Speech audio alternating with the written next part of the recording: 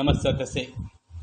श्रीमान वेंकटनाथार्य कवितार्किः केसरी वेदांताचार्यवर्यो मे सन्निधत्तां सदाहृदि। रामानुजदयापात्रं ज्ञानवैराग्यभूषणं श्रीमद्वेंकटनाथार्यं वन्दे वेदान्तदेशिकं। लक्ष्मीनाथसमारम्भां नादयामुनमध्यमाम् अस्मदाचार्यपर्यन्तां वन्दे गुरुपरम्पराम्। यो नित्यमच्युतपदाम्बुजयुग्मरुक्मव्यामोदहस्ततितृणानि तृणाय मेने अस्मद्गुरोर्भगवतोऽस्य दयैकसिन्धोः रामानुजस्य चरणौ चरणं प्रपद्ये। मातापिता युवतयस्तनया विभूतिः सर्वं नेमेन यदन्मयानाम् आद्यस्तनः कुलपतेर्वकुलाभिरामं श्रीमत्तदङ्घ्रयुगलं प्रणमामि मूर्धना। बुधं सरस्समगदाह्वयपट्टनाद श्रीभक्तिसारकुलशेखर योगिवागाने भक्ताङ्गिरेणुपरकालयतीन्द्रमित्रान् श्रीमत्पराङ्कुशमुनिं प्रणतोऽस्मि नित्यं। पितामहस्यामि पितामहाय प्रादेशतादेशबलप्रदाय श्रीभाष्यकारोत्तमदेशिकाय श्रीशैलपूर्णाय नमो नमोऽस्तुते। कूजन्तं राम रामेति मधुरं मधुराक्षरम् आरुह्य कविताचाकां वन्दे वाल्मीकिकोकिलं। वाल्मीकिर्मुनिसिंहस्य कवितावनचारिणाः शृण्वन्नाम कथानादं गुणयादिपराङ्गतिं। यद्भवन् सततं रामचरितामृतसागरम् अत्रिस्तप्तं मुनिं वन्दे प्राचेदसमकल्मषम्। गोष्पदीकृतवारासिं मसकीकृतराक्षसम् रामायण महामाला रत्नं वन्दे अनिलात्मजम्। अञ्जनानन्दनं वीरं जानकी शोकनाशनं कपीसमक्षहन्तारं वन्दे लङ्काभयङ्करं।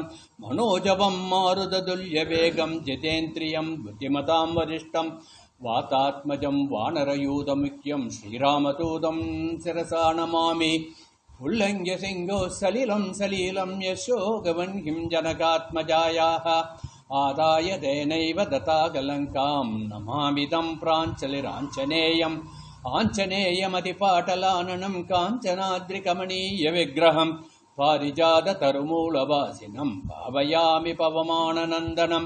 यत्र यत्र रघुनाथकीर्तनं तत्र तत्र कृतमस्तकाञ्जलिं बाष्पवारि परिपूर्णलोचनं मारुतिं नमत राक्षसान्तकम्। वेदवेद्ये परे पुंसि जाते दशरथात्मजे वेदप्राचे दशादासीत् साक्षात् रामायणात्मनाका। तदुपगतसमाससन्ति योगं सममधुरोपणदार्थवाक्यबद्धम् रघुवरचरितं मुनिः प्रणीतं दशशिरसच्छवतं निशामयत्वं। श्रीराघवं दशरथात्मजमभ्रमेयं सीतापतिं रघुकुलान्वयरत्नवीयम् आजानुभागमरविन्ददलायदाक्षं रामं निचाचर विनाचक विदेगीसहितं सुरद्रुमतले हैमे महामण्डपे मध्ये पुष्पकमाचने मणिमये वीराचने सुस्थितम्। अग्रे वाचयति प्रपञ्चनसुते तत्त्वं मुनिभ्यः परं व्याख्यान्तं वरदा विपरिवृतं रामं भजे श्यामलम्। நமஸ்தே. நேற்றைய தினம் அரக்கர்கள் தன் வாளில் இட்ட தீயை அவர்கள் ராஜ்யத்தையே அழிக்கும்படி, அவர்களுடைய நகரத்தையே அழிக்கும்படி ஹனுமான் லங்கா தகனம் பண்ணினார் என்று அனுபவித்தோம்.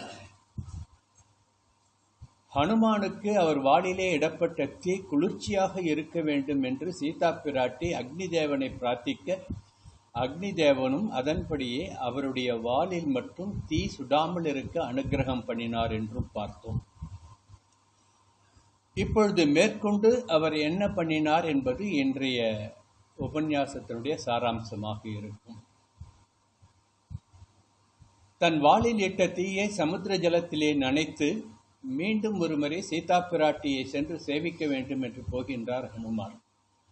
அப்பொழுது ராவணனுடைய ஆட்கள், அதாவது கிங்கரர்கள், மீண்டும் அவனால் ஏவப்பட்டு அனுமாரை வந்து பிடித்து போக வேண்டும், ஏனென்றால் இவர் சர்வநாசம் பண்ணிவிட்டாரே இந்த ஊரை என்று பிடிக்க வர, அவர்களை எல்லாம் அடித்து துவம்சம் பண்ணிவிட்டு சீதா பிராட்டியிடம் வந்து அவளை சேவித்து விடைபெற்று கொண்டு ஹனுமார் மீண்டும் திரும்பி கடல் மார்க்கமாக திரும்பி வருகின்றார் ராமபிரபுவிடம் சீதா பிராட்டி சொன்ன செய்தியை சொல்லுவதற்காக. அப்படி வந்து மகேந்திரகிரியிலே காத்திருந்த வானர்கள் மத்தியிலே வந்து குதிக்கின்றார்.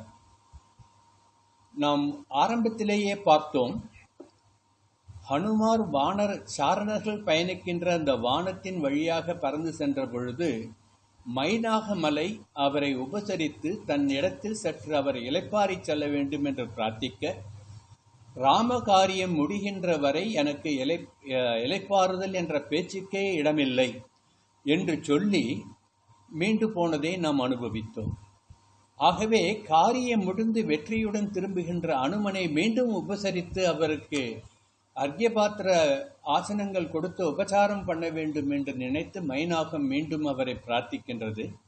அப்பொழுது இப்போ பெரியவாள்லாம் பார்த்துருப்பீங்க, யாராவது ஏதாவது கொண்டு சமர்ப்பிச்சாலும் அப்படி தொட்டு ஆசீர்வாதம் பண்ணிட்டு ஆகட்டும்ட்டு போயிடுவான், எல்லாம் ஏதாவது ஒரு மந்திரத்தை சொல்லி ஆசீர்வாதம் பண்ணிட்டு போவான். அது மாதிரி ஹனுமார் இன்னும் என் ராமகாரியம் முடியவில்லை, சீதா பிராட்டி சொன்ன செய்தியை என் ராமபிரபுவிடம் கொண்டு சேர்க்கின்ற வரை எனக்கு ஓய்வு கிடையாது. ஆகவே மைனாகமே உங்களுடைய உபசரிப்பினால் நான் மகிழ்ந்தேன் என்று சொல்லி அந்த மைனாகத்தை ஆசீர்வாதம் பண்ணிவிட்டு அங்கு காத்திருந்த வானரர்கள் மத்தியிலே வந்து குதிக்கின்றார். குதித்தவுடனே எல்லோரும் ஆரவாரம் செய்கின்றார்கள். ஏனென்றால் ஹனுமான் சந்தோஷமாக திருப்பி தம்மிடம் வந்துவிட்டாரே என்று எல்லோரும் ஆர்ப்பரித்து ஆர்வாரம் பண்ணுகின்றார். முதலிலே ஹனுமான் ஜாம்பவானை போய் சேவிக்கின்றார். ஏனென்றால் அவருடைய பலத்தை அவருக்கு உணர்த்தி லங்கா பிரவேசம் பண்ண வைத்தது ஜாம்பவான் தானே. ஆகவே ஜாம்பவானை போய் சேவித்து திருஷ்டா சீதேதி விக்ராந்தகா என்று சொல்லுகின்றார். இதுதான் ஹனுமானுடைய பெருமை. சீதை என்று ஆரம்பித்து விட்டால் அடுத்து என்ன வார்த்தை வருமோ என்று மனம் படக் படக் என்று அடிக்கப் போகின்றது என்று திருஷ்டா சீதேதி, பார்த்தேன். இதுதான் தமிழில் எல்லோரும் கண்டேன் சீதையை என்று சொல்லுகின்றார் அல்லவா. இது கம்பராமாயண வாக்கியமே. அதிவீர ராமபாண்டியன் எழுதியதில் அந்த நாடக காவியத்தில் எழுதினதில் தான் அந்த கண்டேன் சீதையை என்று இருக்கும். அது இருக்கட்டும், ஆனால் தாத்பரியம் அதுதான். பார்த்தேன், திருஷ்டா செய்தி பார்த்தேன் என்று வால்மீகி சொல்லுகின்றார். இங்கு முதலிலே சீதையை பார்த்துவிட்டு வந்து செய்தி சொன்னது ஜாம்பவானிடம். ஏனென்றால் அவர்தான் பிதாமகர் போர் தன்னை ஆசீர்வாதம் பண்ணி அனுப்பினார் என்று அவருக்கு வந்தனம் பண்ணி சொல்லிவிட்டு பிறகு தன்னுடைய யுவராஜா அங்கதனிடம் சொல்லி பிறகு தன் சகாக்களாகிய வானரங்களிடம் பேச ஆரம்பிக்கின்றார். எப்பொழுதுமே நம்மை விட உயர்ந்தவர்களிடம் நாம் பேசுகின்ற பொழுது ஒரு பணிவு இருக்கும். அதுவே நம் சகாக்களிடம் பேசும் பொழுது ஒரு ஆர்ப்பாட்டம் தான் இருக்கும், ஆரவாரம் இருக்கும். ஏனென்றால் சமம், சகாக்கள். ஆகையினால் சகாக்களுடன் பேசுகின்ற பொழுது எல்லோரும் ஆர்வமாக கேட்கின்றார்கள், என்ன நடந்தது என்று இவரை கேட்க, இவர் சுந்தரகாண்டத்திலே இன்னும் ஒரு சுந்தரகாண்டமாக மகேந்திரகிரியிலிருந்து புறப்பட்டு திருப்பி மகேந்திரகிரிக்கு வர வரையில் என்னவெல்லாம் நடந்தது என்பதை விதாவாரியாக வானரங்களுக்கு சொல்லுகின்றார். சர்க்கமாக எழுதியிருக்கின்றார் வால்மீகி. மகேந்திர மலையிலிருந்து புறப்பட்டது, வழியிலே மைனாகம் மரித்தது. பிறகு அந்த மைனாகத்திடம் விடைபெற்று கொண்டு செல்கின்ற பொழுது தாட்சாயணி என்கின்ற நாகமாதா வழிமறித்து தனக்கு இரையாக வேண்டும் என்று சொன்னது.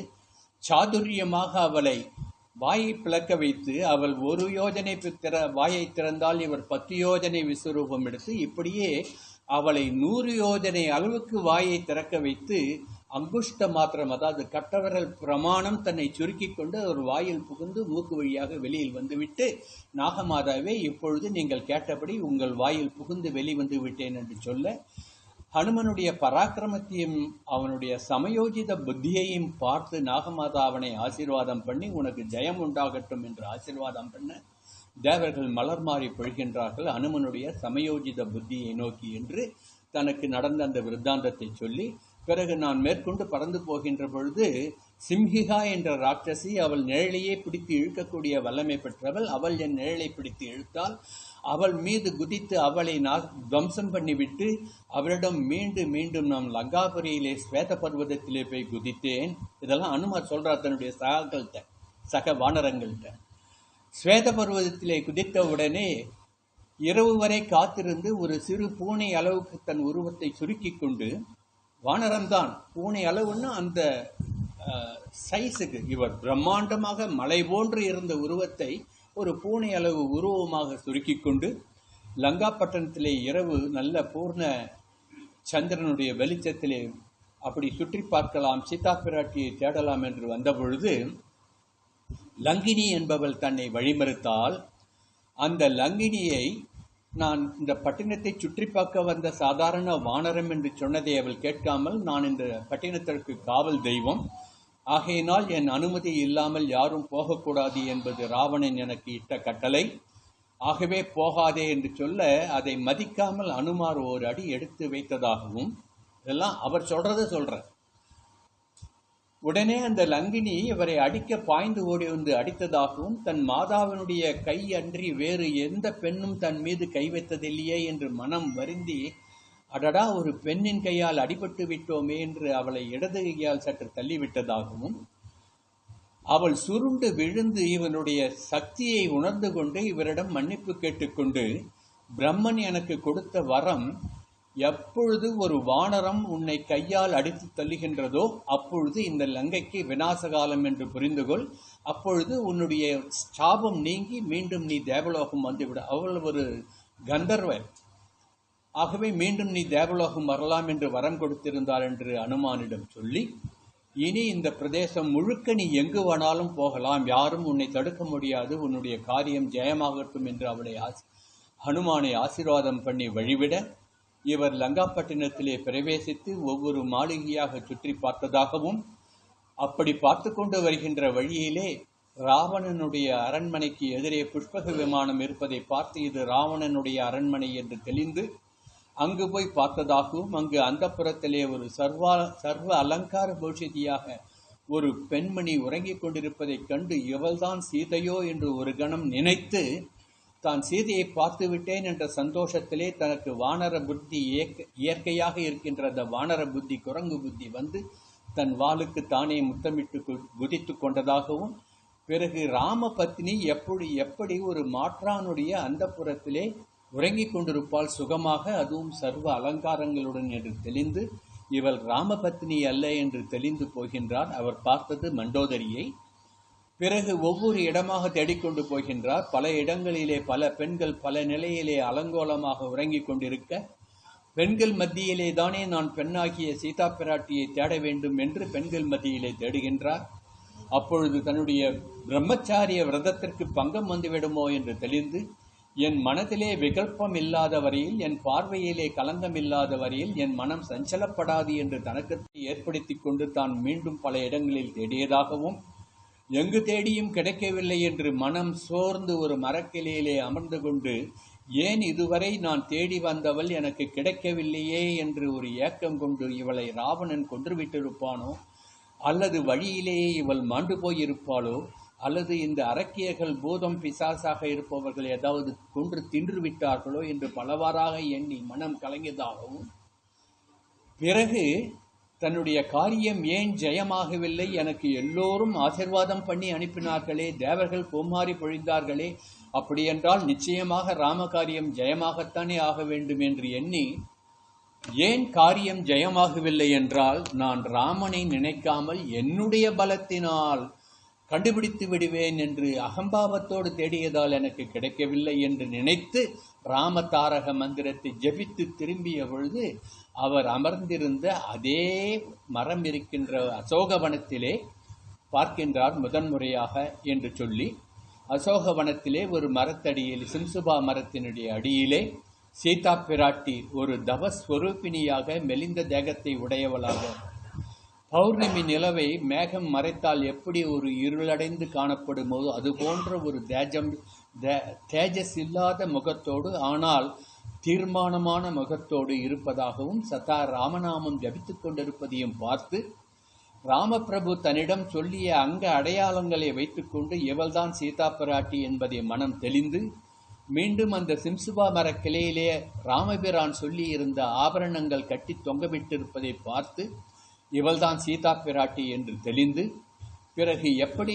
இவளை இவளிடம் தான் வந்த செய்தியை சொல்லுவது என்று சரியான நேரத்திற்காக காத்து கொண்டிருந்த பொழுது ராவணன் தன் பரிவாரங்களுடன் அங்கு வந்து சீதா பிராட்டியிடம் முதலில் அன்பாக பேசுவது போல் பேசி, உனக்கு சகல சௌபாகியங்களும் ஏற்பாடு பண்ணுகின்றேன், ஐஸ்வர்யங்களை தருகின்றேன், உன்னை மகாராணி ஆக்குகின்றேன் என்றெல்லாம் ஆசை வார்த்தையும் காட்டி சீதா பிராட்டி எதற்கும் அவனை மதிக்காமல் கூனி குறுகி ஒரு அந்நிய புருஷன் மின் உட்கார்ந்து கொண்டிருக்கின்ற அந்த அவலநிலை தனக்கு ஏற்பட்டதே என்று தன் இரு கையாலும் இப்படி கட்டிக்கொண்டு கூனி குறுகி இருந்ததாகவும், அப்பொழுது ராவணன் பலவாறு கொடுமையான வார்த்தைகள் சொல்லும் பொழுது அவள் ஒரு துரும்பை கிள்ளி போட்டு ஒரு பரபுருஷனுடன், அதாவது அந்நிய புருஷனுடன் பேச வேண்டிய ஒரு நிர்பந்தம் ஏற்பட்டால் ஒரு திரை இடையில் இருக்க வேண்டும் என்று எண்ணி ஒரு துரும்பையை திரை போல எண்ணி இடையில் போட்டு, ராவணா நீ இந்த துரும்புக்கு சமம் என்று அவனுக்கு உணர்த்துகின்ற வகையிலே பலவாறு அவன் சொன்ன செய்திகள் அனைத்தையும் மறுத்து அவனுக்கு நல்லுபதேசம் பண்ணி, இப்பொழுதும் காலம் கெட்டுவிடவில்லை, நீ என் பிரபு ராமனிடம் சென்று சரணாகதி பண்ணிவிட்டால் அவன் உன்னை மன்னித்து விடுவான் என்று சொல்லி, அதை கேட்காமல் ராவணன் அவளை வாளை உருவி வெட்ட வர, தானியமாலினி என்ற ராவணனுடைய பத்தினி அவனை தடுத்து இழுத்துச் செல்ல, இன்னும் 2 மாத காலம்தான் உனக்கு அவகாசம், அதற்குள் நீ என் ஆசைக்கு இணங்கவில்லை என்றால் ராட்சசிகளே இவளை கொன்று தின்று விடுங்கள் என்று ராவணன் சொல்லிவிட்டு போக, மாற்றான் கொடுத்த அந்த உயிர் பிச்சையிலே இன்னும் வாழ்வது தேவையில்லை என்று முடிவெடுத்து சீதா பிராட்டி தாக்கிலிட்டுக் கொள்வோம் என்று முடிவு பண்ணி தன்னுடைய தலைமுடியையே ஒரு கயிறாக திரித்து கொண்டு அங்கிருந்த சிம்சுபா மரத்திலே தூக்கிலிட முயல்கின்றார். இதில் ஆச்சரியம் என்னவென்றால், வானரர்களே, நண்பர்களே, அனுமர் சொல்றார் அவா சகா கிட்ட, நான் எந்த மரத்தின் கிளையில் அமர்ந்திருந்தேனோ அதே மரத்தில் சீதா பிராட்டி தூக்கிலிட்டு தன்னை மாய்த்து கொள்ள வந்தால் இவளை எப்படி காப்பாற்றுவது என்று தெரியாமல் குழம்பினேன். இவளை காப்பாற்றக்கூடிய ஒரே மந்திரம் ராமதாரக மந்திரம் என்று ராமதாரக மந்திரத்தை ஜெபித்து மெதுவாக அவள் குரலில் கேட்கும்படி ராமாயண கதை பூராவும் சொல்ல ஆரம்பித்தேன். அந்த க்ஷணம் பிராட்டி ஏதோ ராமசப்தம் கேட்கின்றதே, ராமாயணம் முழுவதும் ஒரு வானரம் சொல்லுகின்றதே என்று என்னை பார்த்து திரும்பினால் அவள் தூக்கிலிட்டுக் கொள்ள வேண்டும் என்ற எண்ணம் தடைபட்டது.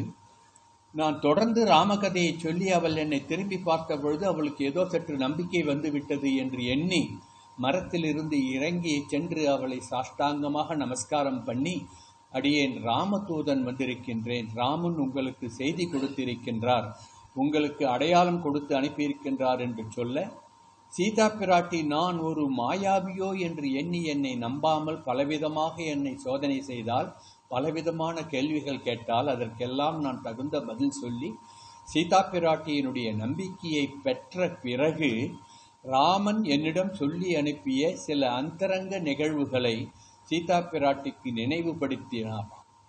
ஏன் அந்த அந்தரங்க நிகழ்வுகளை சொன்னார் என்றால், ராமனுக்கும் சீதைக்கும் மட்டுமே தெரிந்த அந்த நிகழ்ச்சியை சொன்னால் சீதா பிராட்டி தான் ராமன் அனுப்பிய தூதன்தான் என்பதை நம்புவார் என்று ராமபிரபு என்னிடம் சொல்லி இருந்ததை அங்கு சொல்லி, அப்பொழுதுதான் சீதா பிராட்டிக்கு என் மீது நம்பிக்கை வந்தது. அப்பொழுது அவள் என்னை ராமன் என்ன செய்தி சொல்லி அனுப்பியிருக்கான் என்று கேட்க, ராமன் கொடுத்த அங்குலீகத்தை கையிலே எடுத்து அவரிடம் சமர்ப்பித்தேன்.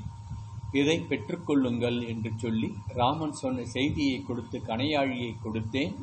அதை பெற்றுக்கொண்ட சீதா பிராட்டி ராமனையே கைப்பிடித்த போல் ஒரு சந்தோஷம் அடைந்து அதை தன் மார்போடு அணைத்து ஆனந்த கண்ணீர் பெருகி உச்சி முகந்து ராமனுடன் தான் இருப்பதாக கற்பனை பண்ணிக்கொள்ள, அந்த சந்தோஷத்தை பார்த்த நான் அந்த க்ஷணமே ராமனுக்கும் சீதைக்கும் என் மனதிலே ஒரு கோயிலை அமைத்து அந்த கோயிலிலே சீதா பிராட்டியை தாயாராக அமர வைத்து லாலனம் பண்ணி, அந்த கோயிலுக்கு துவாரபாலகர்களாக ராமனையும் லக்ஷ்மணனையும் அமர்த்தி அந்த கோயிலினுடைய சுற்றுப்பிராகாரத்திலே இருக்கின்ற உபதேவதைகளாக அனைத்து தேவதைகளையும் நிறுத்தி லாலனம் பண்ணினேன்.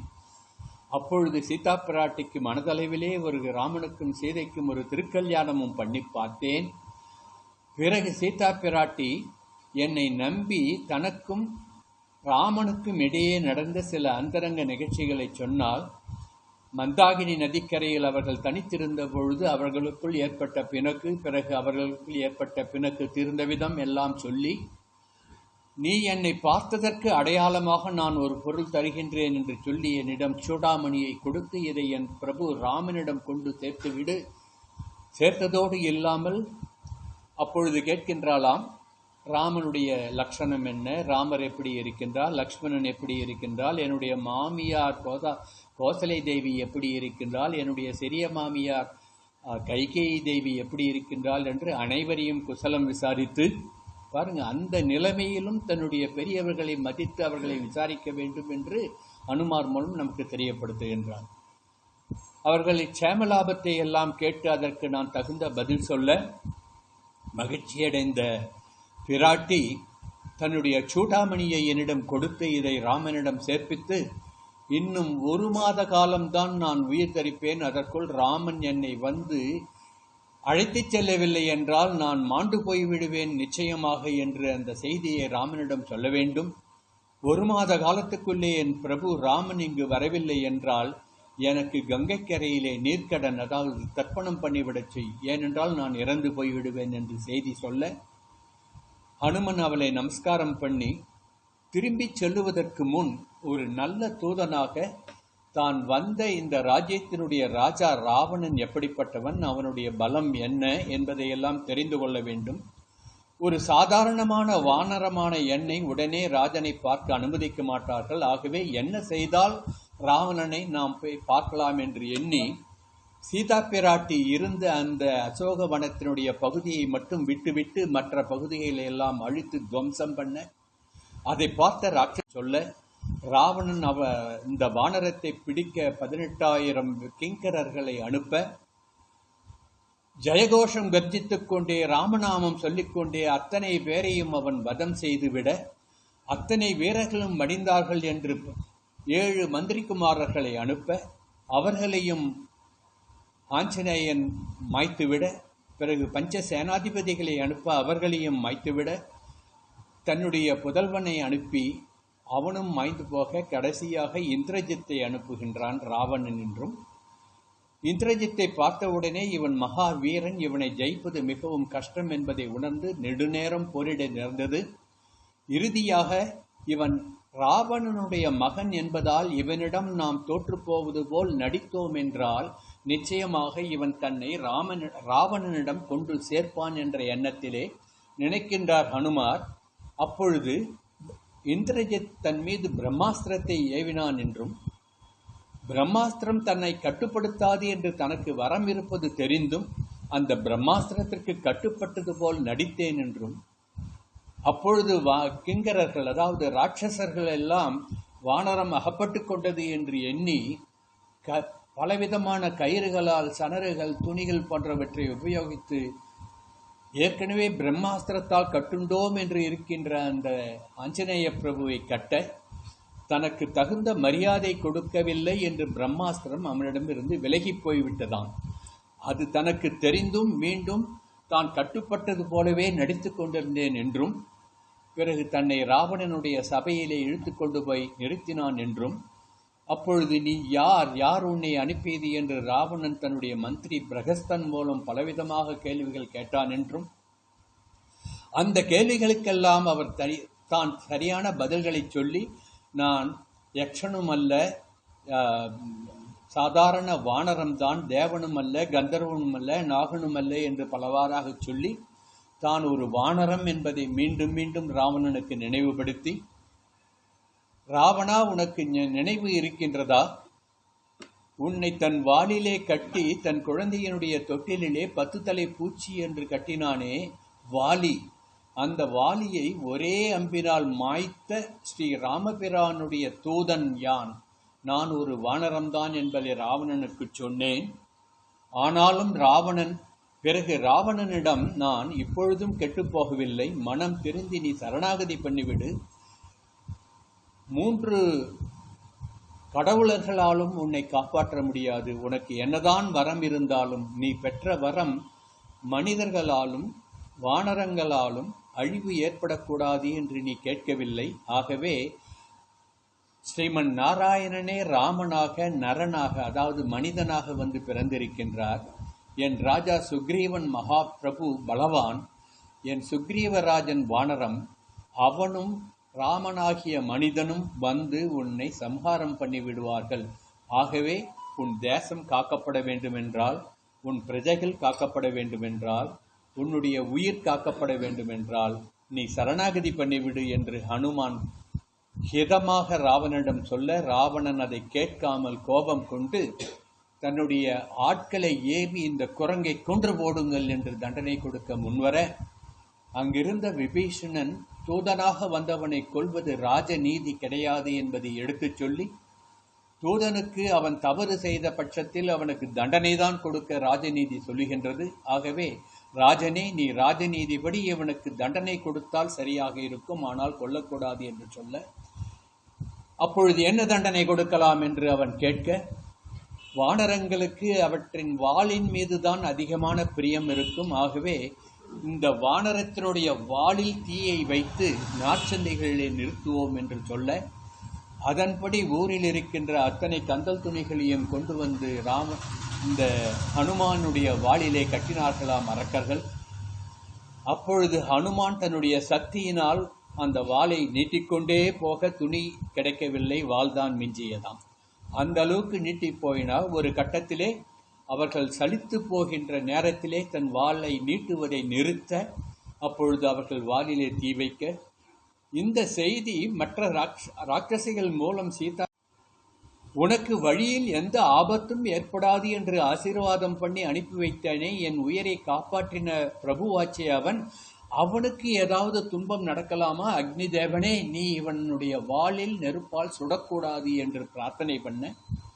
அப்படி பிரார்த்தனை பண்ணும் பொழுது தன் கற்பின் மீது சத்தியம் பண்ணி அவள் பிரார்த்தனை பண்ணதனால் அக்னி தேவன் அவன் சத்தியத்திற்கு கட்டுப்பட்டு ஹனுமனுடைய வாளை சுடாமல் குளிர்ச்சியாக இருக்க, அரக்கர்கள் வைத்த தீயாலேயே அந்த நகரத்தையே அழித்து பொசுக்கிவிட்டு ஹனுமான் சமுதிரத்திற்கு வந்து தன்னுடைய வாளை சமுதிர ஜலத்திலே நனைத்து தீயை அணைத்து மீண்டும் தேவியிடம் வந்து அவளை வணங்கி விடைபெற்று கொண்டு ஆகாய மார்க்கமாக பறந்து வந்து மைனாகம் கொடுத்த உபசரிப்பை பிறகு வாங்கிக் கொள்ளுகிறேன் என்று சொல்லி மீண்டும் வந்து இப்பொழுது உங்கள் முன் நிற்கின்றேன் என்று சொன்னாராம் ஹனுமான்.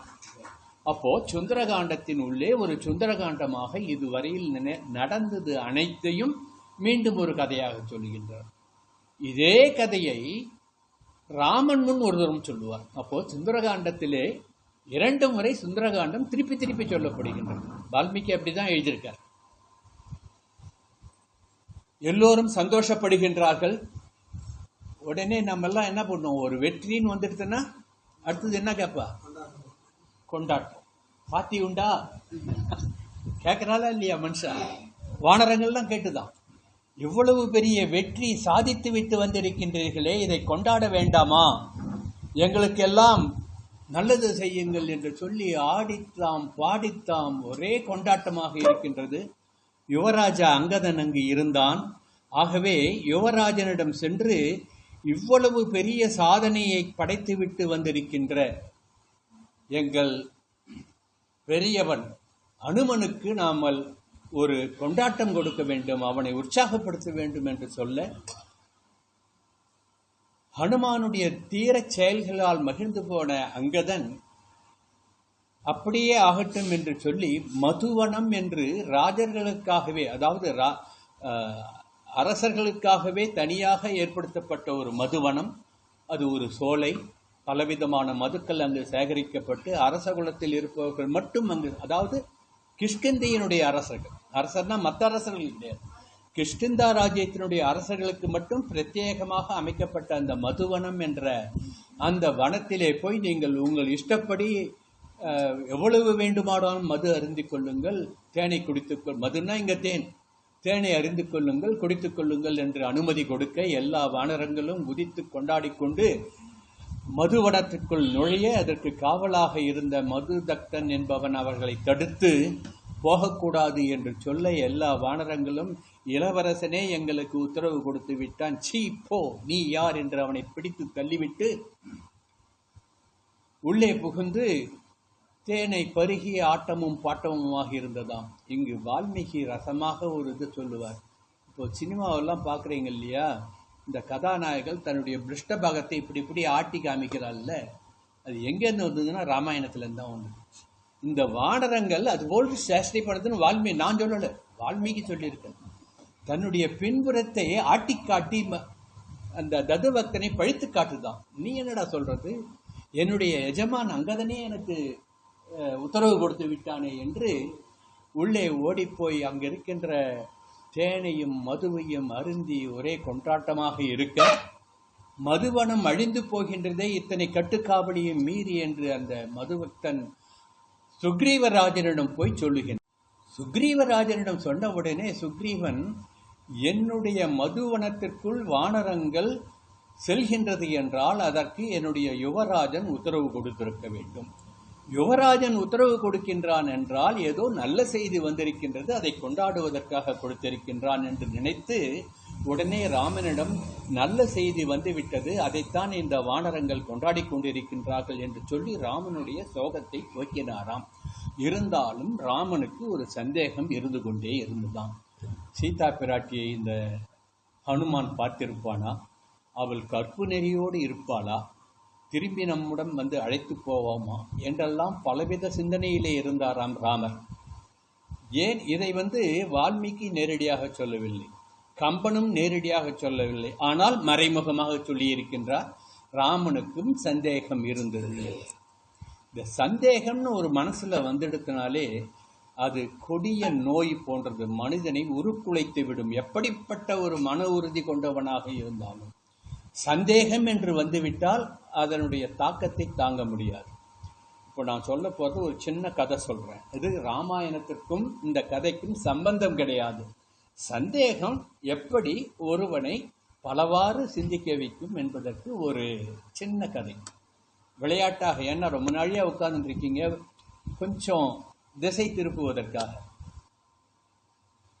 இங்கே யாராவது ஜோசியர் இருக்கீங்களா? ஏன்னா ஜோசியர் பற்றி தான் சொல்ல போகிறேன். ஒரு பிரபல ஜோதிடர் இருந்தாராம். அந்த ஜோதிடர் ஒரு விசேஷ குணம் கொண்டவர். அதாவது தலையெழுத்து என்ன என்று படிக்கக்கூடிய வல்லமை, அதாவது இறந்து போன மண்டை ஓட்டில் தலையெழுத்து என்ன எழுதியிருக்கின்றது என்று படிக்கக்கூடிய வல்லமை பெற்றவரா.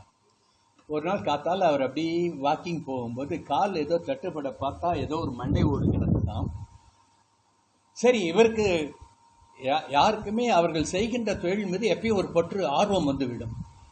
தனக்கு தான் மண்டை இதில் தலையெழுத்து என்னான்னு படிக்க தெரியுமே, இதில் என்னதான் எழுதிருக்குன்னு பார்க்கலான்ட்டு பார்க்கிறார். இறந்த பிறகும் இவன் தலை சுக்குநூறாக உடையும் எழுதிருந்துதான். செத்து போய் ஜெரிச்சு போய் மண்டை ஓடா கிடக்கு. இறந்த பிறகும் இவனுடைய தலை சுக்குநூறாகன்றது சரி பார்த்துருவோம், நம்மளுடைய சாஸ்திரம் உண்மையா இருக்கான்னு பார்த்துருவோன்ட்டு பத்திரமா அந்த மண்டவோட எடுத்துட்டு தங்க வீட்டு வாசல் இருந்த மாமரத்தில் கட்டி வச்சுட்டார். மாமரத்தில் கட்டி வச்சுட்டு காத்தால வெளில போகும்போது ஒரு தடவை பார்ப்பார், சாயங்காலம் திருப்பி வீட்டுக்கு வரும்போது ஒரு தடவை பார்ப்பார். எப்போ வெளில போனாலும் திருப்பி வந்தாலும் அதை பார்த்துட்டு தான் வீட்டுக்குள்ள வந்தாராம். இதை பார்த்துட்டே இருக்கா அவருடைய மனைவி, பக்கத்து வீட்டு பெண்மணியும் பார்க்கிறா. சத் சங்கத்தில் இருந்தோம்னா ஊர்க்கதை பேசுறதுக்கு எண்ணமே வராது. சத் சங்கத்தில் இருந்தோம்னா நமக்கு அடுத்து தெய்வ சிந்தனை வரும், நல்ல விஷயங்களை பற்றி ஒருத்தருக்கு ஒருத்தர் நம்ம பரிமாறிப்போம். ஊர்க்கதை பேசுகிறவாளுக்கு பக்கத்து வீட்டுக்காரி போட்டு கொடுக்குறான், பாரு உன் புருஷன் தினமும் இந்த மண்டை ஓட்டை பார்த்துட்டு போகிறான், திருப்பி வரும்போது ஒரு தடவை பார்க்குறான், போகும்போது ஒரு தடவை பார்க்குறான், ஒருவேளை இவனுடைய முன்னாள் காதலியாக இருக்கும், ஜாக்கிரதன்ட்டா சொல்லிட்டாளா. இவளுக்கா ஏற்கனவே சந்தேகம், இவளுக்கு தினமும் இதையே பார்த்துட்டு போகிறானே, யோ வேற இப்படி சொல்றாலே உண்மையா இருக்குமா, இப்போ வரும்போது பார்க்கறான்ட்டு மறைஞ்சிருந்து பார்க்கறான், வரும்போதும் அதையே பார்க்கறான். அப்படியா ஆகட்டு அவன் திரும்பி போன உடனே அந்த மண்டை ஓட்டை எடுத்து நன்னா நசுக்கி அவன் வீட்டுக்கு வரும்போது இருக்கிற காஃபியில போட்டு கொடுத்துட்டான். காஃபியில போட்டு டங்குன்னு வச்சாலாம். என்னடா இது, வரவேற்பு ஒரு விதமாக இருக்கின்றது. வீட்டில் பொதுவாக கோபம் வந்துடுதுன்னா என்ன பண்ணுவா, வீட்டில் இருக்க சகதர்மினி கோபத்தை எதில் காட்டுவாங்க, உபச்சாரத்தில் காட்டுவாங்க. உடனே டங்குன்னு வச்சா டம்ளரை. சரி ஏதோ நடக்க போகிறது இன்னைக்கு, சரி எதுக்கும் தயார். என்ன பார்க்குறான், சரி இவளை சமாதானப்படுத்தணும், என்ன சொல்லணும், நல்லதாக 4 வார்த்தை சொல்லணும். அந்த காஃபியை எப்படி வாயில் வச்சுட்டு, ஆஹா அற்புதம், உலகத்தில் இது மாதிரி காஃபி நான் சாப்பிட்டதே கிடையாது, எவ்வளோ அருமையாக காஃபி போட்டுருக்கலாம். அப்படியா சரின்ட்டு கட்டையை எடுத்துட்டு தள்ள மட்டார்னு போட்டாலாம். வாசலில் கட்டின மண்டை ஓட்டை உடைச்சி போட்டுரு, உன்னுடைய முன்னாள் காதலியினுடைய மண்டை ஓட்டு உனக்கு அவ்வளோ சுகமாக ரசமாக இருக்கான்ட்டு அடித்தாலாம். ஒரு சந்தேகம் ஒரு மனிதனை எந்த அளவுக்கு எடுத்துகிட்டு போகிறது பாருங்க. இது இப்படி இருக்கட்டும், இது கதையாகவே எடுத்துக்கொள்ளுங்கள், விளையாட்டாக எடுத்துக்கொள்ளுங்கள். ராமாயணத்துக்கு இதுக்கும் சம்பந்தம் கிடையாது. இப்போ எந்த இடத்துல நிறுத்தணும், நம்ம கதைக்கு வந்துடுவோம். இப்போ கொஞ்ச நாள் எல்லாரும் ரிலாக்ஸ் ஆகிட்டீங்களா? ரைட், இப்போ நம்ம திருப்பி கதைக்கு வருவோம். சுக்ரீவன் சொல்லுகின்றான், எப்பொழுது வானரங்கள் அந்த வனத்தை சென்று அழித்திடவோ அப்பொழுதே யுவராஜா அவர்களுக்கு அனுமதி கொடுத்திருக்கின்றார் என்று அர்த்தம். அப்படியானால் ஏதோ வெற்றி செய்தி வருகின்றது. ஆனால் ராமனுக்கு உள்ளூர சந்தேகம் இருந்துகிட்டே இருக்கு. அங்கிருந்து வருகிறான் அனு. உடனே சுக்ரீவன் போய் அந்த வானரங்களை எல்லாரும் அழைத்து வாருங்கள் என்று சொல்லுகின்றார்கள். ஏறக்குறைய ஒரு சர்க்கத்தில் ஒரு 40 ஸ்லோகத்துக்கு மேலே இந்த வானர வர்ணனையே இருக்கு. நல்லா மது அறிந்திருந்த இந்த வானரங்கள் ஒன்று சிரிக்கிறதான், ஒன்று அழறதான். திடீர்னு இப்போ நாம கூட சாதாரணமாக பார்க்கலாம், 2 வார்த்தை ஆங்கிலத்தில் பேச சொன்னால் பேச மாட்டான். அவன் கொஞ்சம் ஸ்ருதி ஏற்றின்ட்டான்னு வச்சுக்கோங்க, இஷ்டத்துக்கும் பேசுவான், தன்னை மறந்து பேசுவான். பார்த்துருக்கீங்களா இல்லையா? நிதர்சனம், நான் நிறைய பார்த்துருக்கேன் அந்த மாதிரி ஆளுங்கள்லாம்.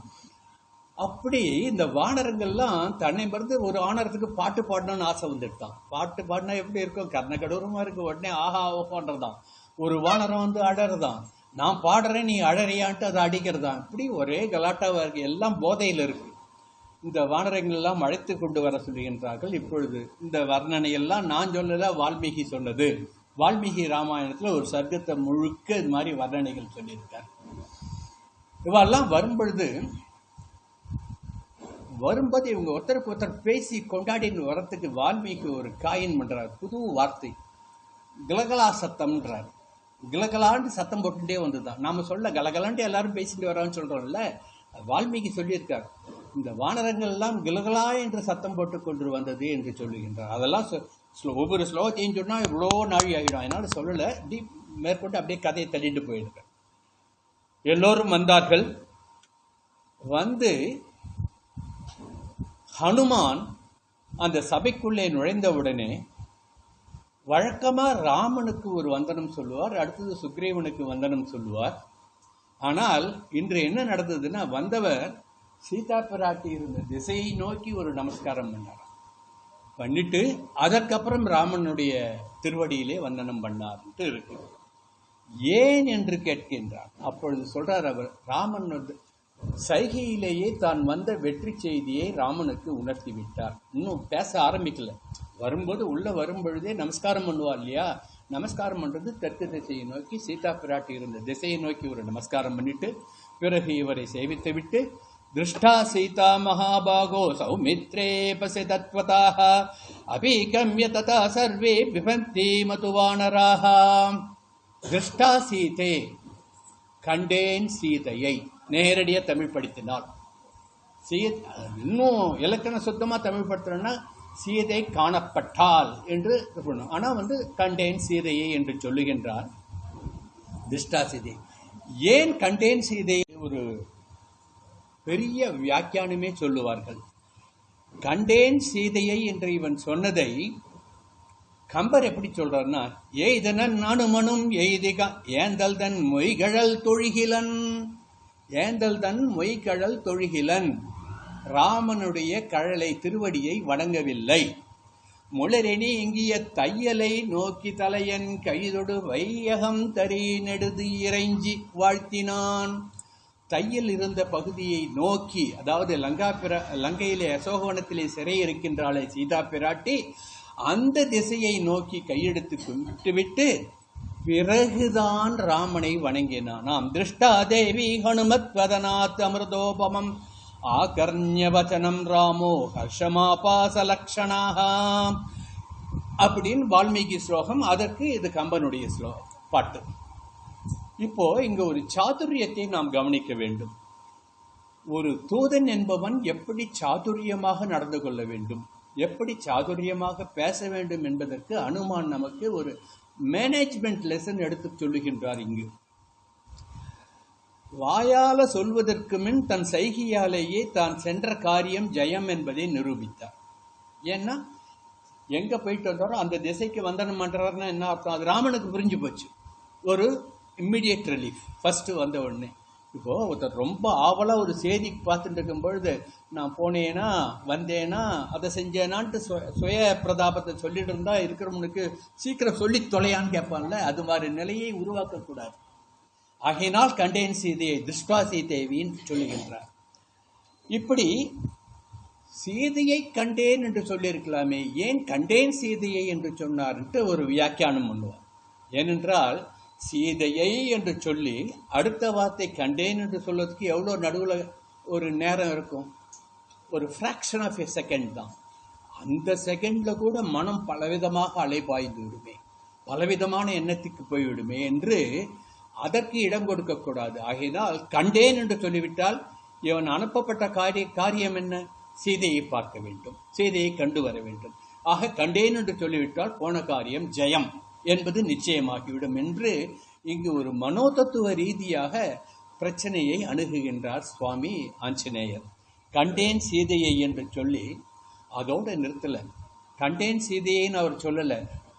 கம்பர் எப்படி சொல்றாருன்னா, கண்டனன் கற்புக்கு அணியை கண்களால். கற்பு என்பதற்கு ஒரு டிக்ஷனரி எழுதி அதற்கு விளக்கம் எழுத வேண்டும் என்றால் சீதா பிராட்டி என்று எழுதி கொள்ளுங்கள். கண்டனன் தன் கண்களால் கற்புக்கு அணிகலனாக இருக்கின்ற சீதா பிராட்டியை என்று சொல்கின்றார். ஏனென்றால் கொஞ்ச நாளைக்கு முன்னதான் சீதா இருக்காளோ செத்து போயிட்டாலோ அவள் கற்போடு இருப்பாளோன்னா பலவித சிந்தனைகளே இருந்தான் அல்லவா ராமன். அந்த சிந்தனையை ஊர்ஜிதம் பண்ணுவது போன்று பின்னால் என்ன பண்ணான் ராமன்?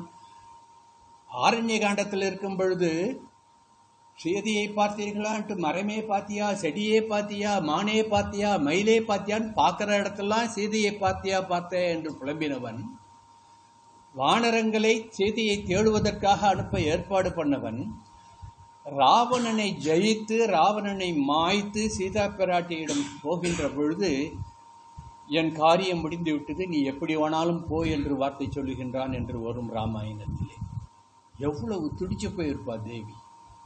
இவனுக்காகவே மகா தபஸ்வினியாக இருந்தவள் உண்ணாமல் உறங்காமல் ராமநாமமே சொல்லிக் கொண்டிருந்தவளிடம் அவ்வாறு சொல்லி பிறகு அவளை தீக்குளிக்க வைத்தார் அல்லவா.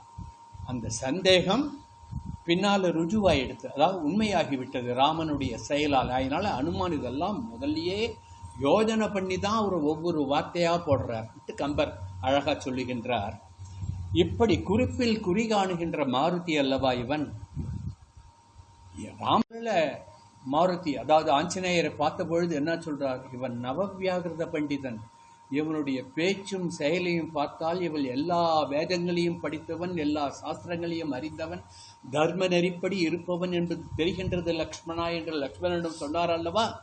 அப்படிப்பட்ட மாருதி சொல்லின் செல்வன் அல்லவா.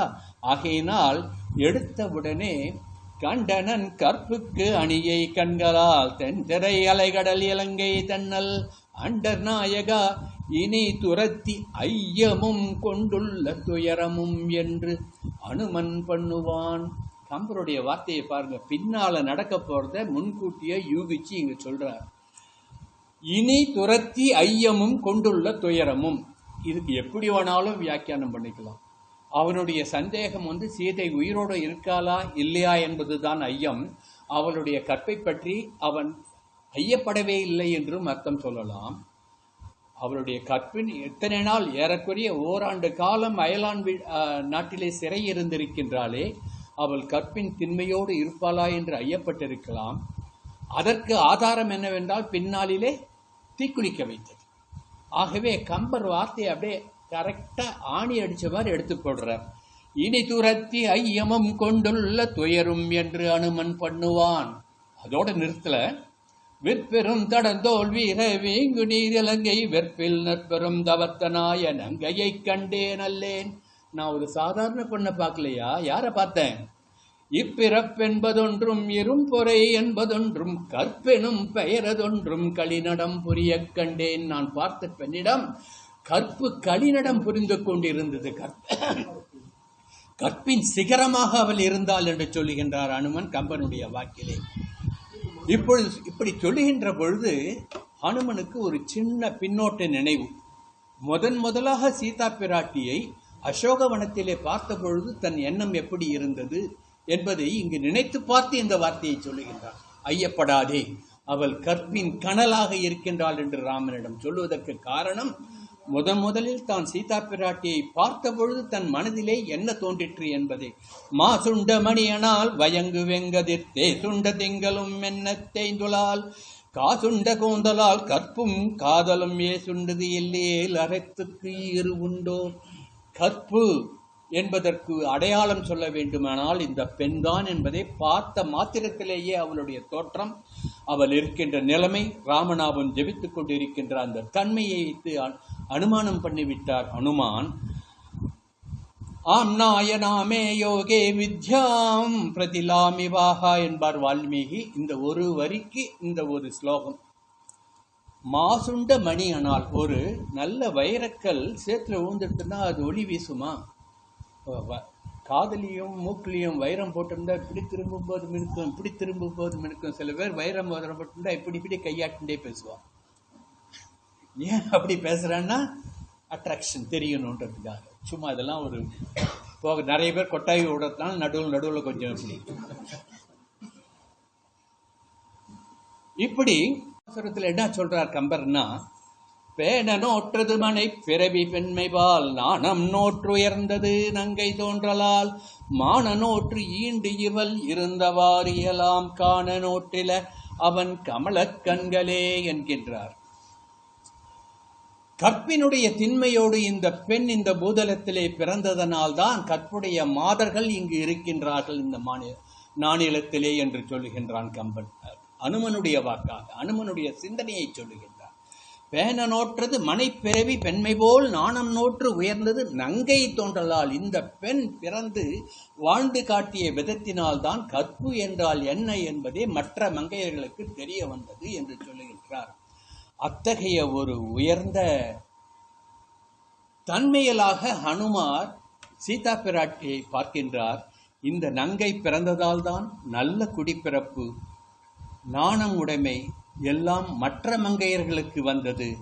தவம் செய்து கொண்டு இங்கு இவள் இருக்கின்ற இந்த நிலைமையை அரவிந்தலோச்சனன், கமலக்கண்ணன், பங்கையக்கண்ணன் என்றெல்லாம் புகழ்கின்றார்களே அந்த ராமன், அவனுக்கு காண கொடுக்கவில்லையே, அவனால் பார்க்க முடியாமல் போய்விட்டதே என்று வருந்துகின்றார் அனுமான். முதல்ல பார்த்தது தருமமே காத்ததோ ஜனகந்தன் நல்வினை கருமமே காத்ததோ கற்பின் காவலோ அருமையே யார் இது ஆற்றுவார் ஒருமையே எம்மனார் குறை கற்பாலதேட்டு அடுத்து சொல்றார்.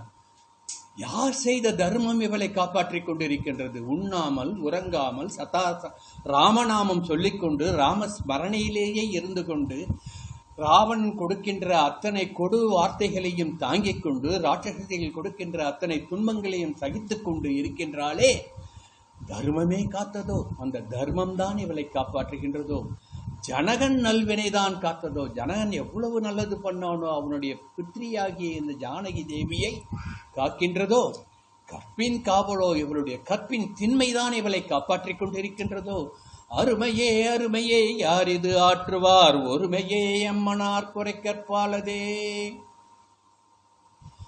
இதை சொல்றதுக்கு வார்த்தை இல்லையே, யாரால சொல்ல முடியும் என்று கேட்கின்றார் கம்பர். கவீஸ்வரக வால்மீகி, கபீஸ்வரக மாருதி என்று சொல்லுவார். கவிகளுக்கு ராஜன் வால்மீகி, வார்த்தையில் அந்த அளவுக்கு ஆழம் வைப்பார். வார்த்தைக்கு அந்த அளவு சொல்வளம் மிக்கவர். சொல்லின் செல்வர் யார் என்றால் ஹனுமான். அவர் சொல்றார், எனக்கு வார்த்தையே கிடைக்கல இவளுடைய கற்பினுடைய பெருமையை சொல்லுவதற்கு என்று சொன்னால் அவளுடைய பெருமை எப்படி உயர்ந்தது என்று நினைத்து பார்த்து கண்டனன் கற்பிற்கு அணிகலனை என்று சொல்லுகின்றார். அதெல்லாம் நினைச்சிட்டு தான் ராமன்ட்ட ஐயம் கொள்ளாதே, கற்புக்கு அணிகலனை நான் கண்டேன், தீ போல இருக்கின்றாள் என்று சொல்லுகின்றார். இப்படியெல்லாம் பிராட்டி கார்மையை நேரில் பார்த்து தான் உணர்ந்ததை எடுத்து சொல்லுகின்றாள். பிறகு ராமன் கேட்கின்றான், என்ன நடந்தது, சீதா பிராட்டி தனக்கு ஏதாவது செய்தி கொடுத்திருக்கின்றார்களா என்று. இன்னைக்கு கடைசி நாள், கொஞ்சம் நாழிதான் கோவிச்சுக்காதீங்க. மாமி எல்லாம் கிளம்பிட்டா.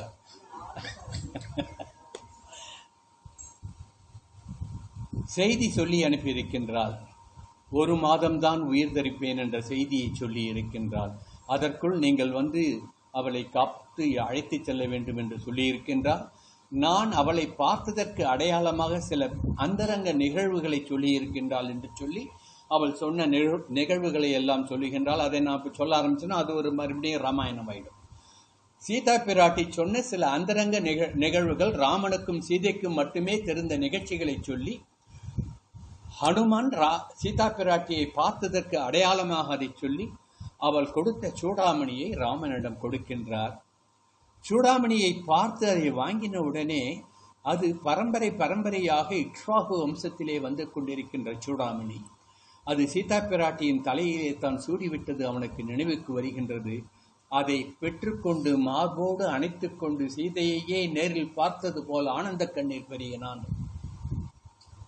இவனுடைய வாக்கு திறமை, இவன் சொன்ன விதம், அவள் கற்பின் கனலாக இருக்கின்றாள் என்று அவனுக்கு நிரூபித்து காட்டியதையெல்லாம் நினைத்து சீதையை பற்றி பெருமையுடன் தன் அந்த சூடாமணியையே சீதையாக நினைத்து அணைத்து கொண்டு ஆனந்த கண்ணீர் விட்டு கொண்டிருக்கின்றான் ராமன். அப்பொழுது அவனுடைய ரோமாஞ்சம் மயிர்கூச்செறிகின்றது, ஆனந்த கண்ணீர் பெருகுகின்றது, வாக்கு தடுமாறுகின்றது, என்ன சொல்லுவது என்று தெரியவில்லை. பொடித்தன ரோமம் போந்து பொழிந்தன கண்ணீர் பொங்கி துடித்தன மார்பும் தோலும். நடுங்கிறதா அவனுக்கு, தோல்லாம் நடுங்கிறது, மார்பு துடிக்கின்றது. தோன்றின வியர்வின் துளி வேர்த்து கொட்டுறது.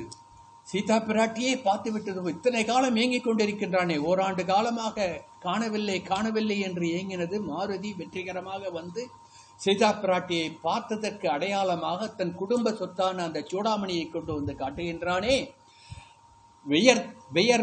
தோன்றின வியர்வின் துள்ளி மடித்தது மணிவாய், ஆவி வருவது போவது ஆகி துடித்தது மேனி, என்னே யார் உளார் தன்மை தேர்வார். இங்க கம்பனுடைய கவித்தரத்தை நாம் யோசிச்சு பார்க்கணும். ராமனுடைய கணையாழியை கொண்டு சீதா பிராட்டியிடம் கொடுத்த பொழுது அவள் எந்த நிலையில் இருந்தாள்? அதை நெஞ்சோடு அணைத்துக் கொண்டு ராமனுடைய கைத்தலத்தை பற்றியது போன்று பழைய நினைவுகள் எல்லாம் நினைத்து ஆனந்த கண்ணீர் வடித்தது போன்றே அவளுடைய சூடாமணியை இங்கு கொண்டு வந்து கொடுத்த பொழுது இவனுக்கும் அதே போன்ற ஒரு நிலைமை உருவாகின்றது. அங்கு எம்மனார்க்கு உரைக்கற்பாலதோ என்றார் கம்பர். சீதா பிராட்டியினுடைய அந்த தர்மமே காத்ததோ என்ற பாசுரத்துல அருமையே யார் இது ஆற்றுவார் ஒருமையே எம்மனார்க்கு உரைக்கற்பாலதோ. யாரால சொல்ல முடியும் இவளுடைய பெருமை என்று அங்க சொன்னவர் இங்கு பொடித்தன ரோமன்ற அந்த பாசுரத்தில் என்ன சொல்றார்? என்னே யார் உளார் நன்மை தேர்வார். இந்த ராமன் இருந்த இந்த நிலைமையை சொல்லுவதற்கு யாராலேயா முடியும்னு கேட்கிறார். எப்படி ரெண்டுக்கும் ஒரு ஒற்றுமையை பாருங்க. அதனால்தான் சீதா பிராட்டி ராவணன் சொல்லும் பொழுது நான் தனியாக இருக்கின்றேன் என்றார். நினைத்தாய், எப்படி சூரியனிடமிருந்து அதனுடைய ஒளியை பிரிக்க முடியாதோ அது போன்று ராமபிரபுவிடமிருந்து என்னையும் என்னிடமிருந்து ராமனையும் பிரிக்க முடியாது என்று சொன்னால் அல்லவா அதை இங்கு ஒப்பிட்டு பார்த்து கொள்ள வேண்டும். இப்படி இந்த ராமன் ரொம்ப புலகாகிதம் அடைகின்றான். பிறகு இங்கு உல தன்மையெல்லாம் இலையுளியே கேட்டால் அங்குல தன்மையெல்லாம் அடியேனுக்கு அறிய சொன்னால். வேற என்ன சொன்னான் கேட்கும் பொழுது இங்கு உல தன்மையெல்லாம் ஏய கேட்டால் ராமனுடைய க்ஷேமலா பற்றி சொல்லுங்கள், என்னுடைய மாமையார் கைகேயி உட்பட கோசலை, கைகேயி, சுமித்ரா தேவி இவர்களுடைய க்ஷேமலா பற்றி சொல்லுங்கள், லக்ஷ்மணனுடைய க்ஷேமலா பற்றி சொல்லுங்கள், பரதனுடைய க்ஷேமத்தை சொல்லுங்கள் என்றெல்லாம் கேட்டால் இங்கு உல தன்மையெல்லாம் ஈயை ஒளி ஏய கேட்டால் அதோட நிறுத்தல. அங்கு உல தன்மையெல்லாம் அடியேனுக்கு அறிய சொன்னால் யாரு? ஹனுமார்.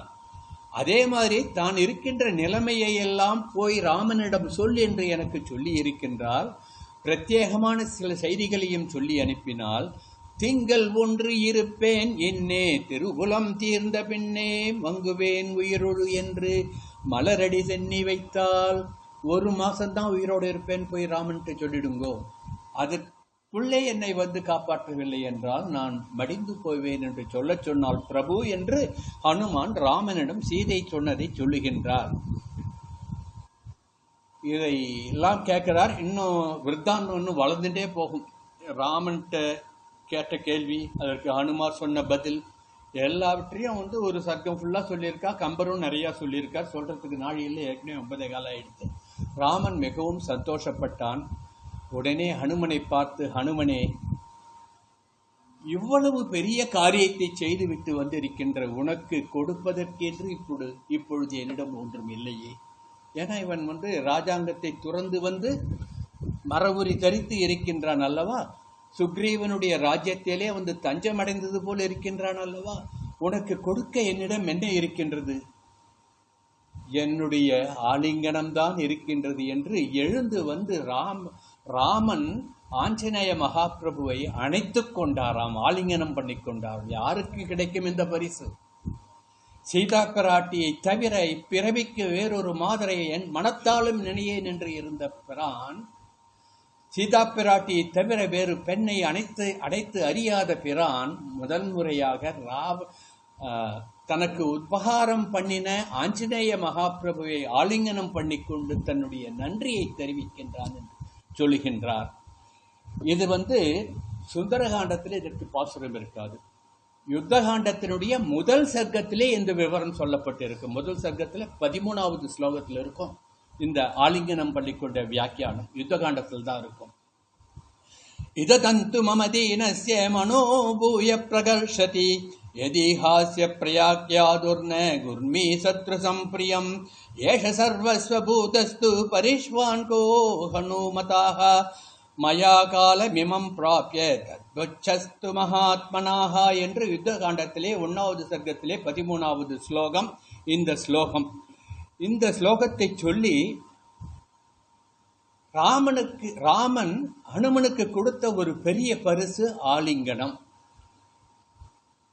ராம தூதனாக சீதா பிராட்டியிடம் செய்தி எடுத்துக்கொண்டு போனான் அல்லவா ஹனுமன். அவனுக்கு கிடைத்த பரிசு வாளிலே நெருப்பு. அங்கிருந்து சீதா பிராட்டியினுடைய தூதனாக அவள் கொடுத்த சூடாமணியை எடுத்துக்கொண்டு வந்து ராமனிடம் சேர்த்த பொழுது அவனுக்கு கிடைத்தது ராமனுடைய ஆலிங்கனம் என்ற மகா பெரிய பரிசு. உலகத்திலே யாருக்கும் கிடையாத ஒரு பரிசு. இதைத்தான் நமது ஆச்சாரிய சார்வபௌமன் ஒரு பாசுரத்திலே அழகாக சொல்லுவார். அதாவது எம்பெருமானுடைய பண்ணால் என்ன பலன் நமக்கு கிடைக்கும் என்று. உமதடிகள் அடைகின்றேன் என்று ஒரு கால் உரைத்தவரை அமையுமினி என்பவர் போல் அஞ்சலனக்கரம் வைத்து தமதனைத்தும் அவர் தமக்கு வழங்கியும். தண்ணியே கொடுத்துடுவார் பெருமாள்றார். இங்க ராமன் என்ன பண்ணார்? தண்ணியே கொடுத்தார், ஆலிங்கனம் பண்ணிடார். தமதனைத்தும் அவர் தமக்கு வழங்கியும் தாம் மிக விளங்கும் அமைவுடைய அருளாளர் அடி இணைகள் அடைந்தேனே என்று சரணாகதி தத்துவத்தை சுவாமி தேசிகன் அழகாக சொல்லி இருப்பார். இந்த சந்தர்ப்பத்திலே அந்த பாசுரத்தை இங்கு நினைத்துக் கொண்டோம் என்றால் ஹனுமானுக்கு கிடைத்த பரிசு எவ்வளவு உயர்ந்தது என்பது நமக்கு தெரிய வரும் என்பதற்காக அதை இங்கு சொல்லுகின்றேன். மீண்டும் சொல்லுகின்றேன், ராமதூதனாக ஹனுமான் இலங்கைக்கு போன பொழுது அவனுக்கு கிடைத்தது வாளிலே நெருப்பு என்ற பரிசு.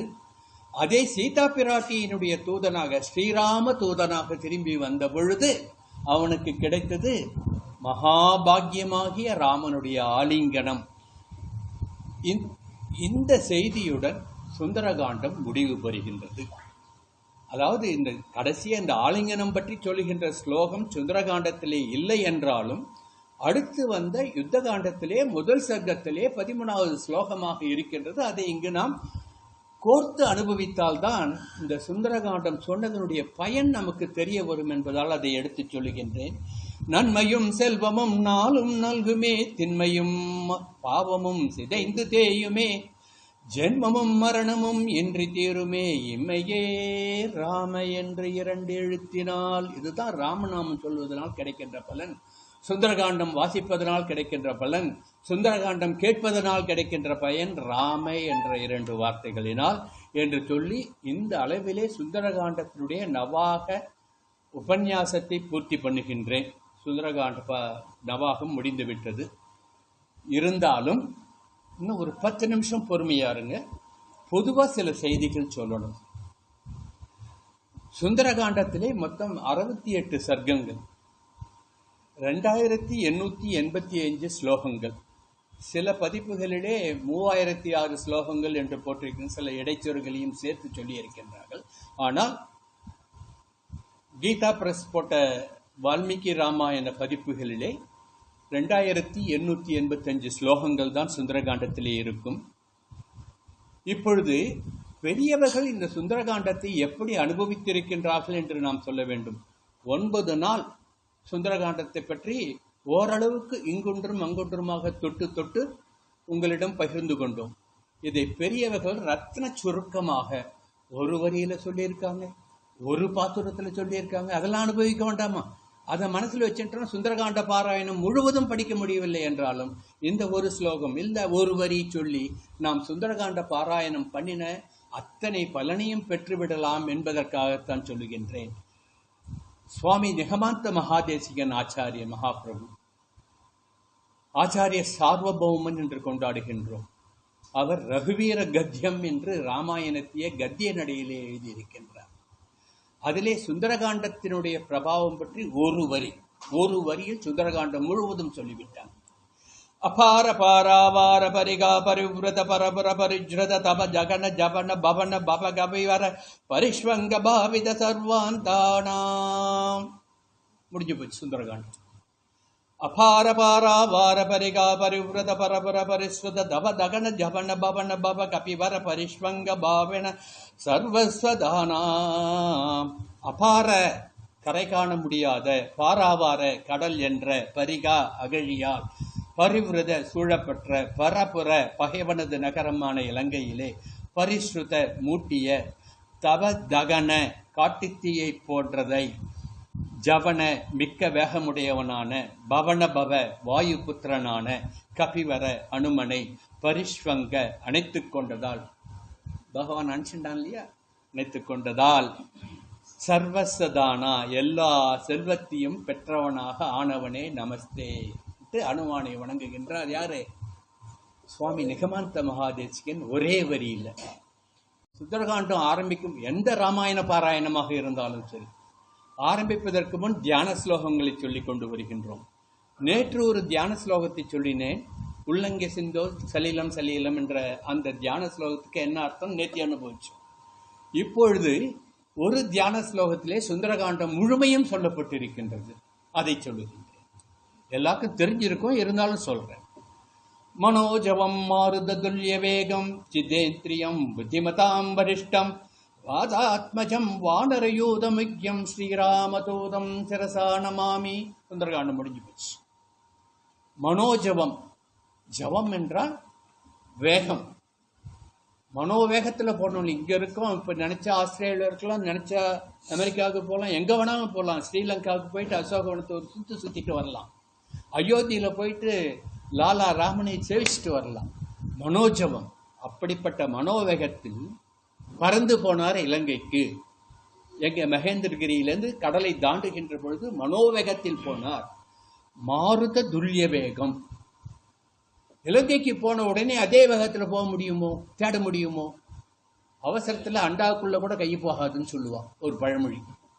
பதட்டமாக இருந்தால் எந்த செயலும் கைகூடாது. அவசரத்தில் அண்டாவில் கூட கைப்படாது. அண்டாவுக்கு இவ்வளோ பெரிய வாய், அதில் கூட கை போகாது. பதட்டம். ஏன்னா மனசில் வேறு பதட்டம் இருப்பதனால். ஆகையினால வேகத்தை குறைத்து கொள்ள வேண்டும். அதனால்தான் நாம் முதல்ல பார்த்த போதே நடுவில் 3 தடைகள் வந்தது. ஸ்பீட் பிரேக் போடலன்ட்டு சொன்னோம். ஏன்னா தேவர்கள் தான் பார்த்து ஏன் அவர்கள் ஏவி விட்டார்கள். அவர் சேம் சைட் கோல் போடுறாங்க. அவர்கள் காரியத்துக்காக போனவர்கள் நடுவில் மைனாகத்தை கிளப்பினாங்க, சுரசா நாகமாதாவை கிளப்பி விட்டாங்க, சிமிகாவை கிளப்பி விட்டாங்கன்னா காரணம் இவர் போற வேகத்தை பார்த்து இலங்கையையும் தாண்டி வேற எங்கேயாவது போயிட போறார், காரியம் கெட்டு போயிடும்ட்டு கொஞ்சம் தடை பண்ணார்கள். அன்னைக்கு அனுபவிச்சோம். அதை நினைச்சுக்கோ. மாருத துல்லிய வேகம். இலங்கையில போயிட்டு இந்த மனோவேகத்தை போன்று அந்த வேகத்துல தேட முடியாது. கொஞ்சம் நிதானமா ஒவ்வொரு இடமா தேடணும். ஜிதேந்திரியம். அங்கு பல ரூபத்திலே பல பெண்கள் இருக்கின்ற இடத்திலெல்லாம் போய் தேடணும். பெண்கள் இருக்கும் இடத்தில் தானே ஒரு பெண்ணை தேட முடியும். அதனால ஜிதேந்திரியம், தன் இந்திரியங்களை கட்டுக்குள்ளே வைத்திருப்பவர். புத்திமதாம் வரிஷ்டம். புத்தியை சரியானபடி உபயோகம் பண்ணுபவர், எங்கு எதை செய்ய வேண்டும் என்ற காரண காரியம் தெரிந்து கொண்டு செய்பவர். வாதாத்மஜம், வானரங்களுக்குள்ளே சிறந்தவர். வானர யூதம் முக்கியம். அவர் சொல்லின் செல்வர் வானர யூதம் முக்கியம், வானரங்களிலே சிறந்தவர். ஸ்ரீராமதூதம் சிரசா நமாமி, ராமதூதம் சிரசா நமாமி, ஸ்ரீராமதூதம் சிரசா நமாமி அன்வயிக்கணும்.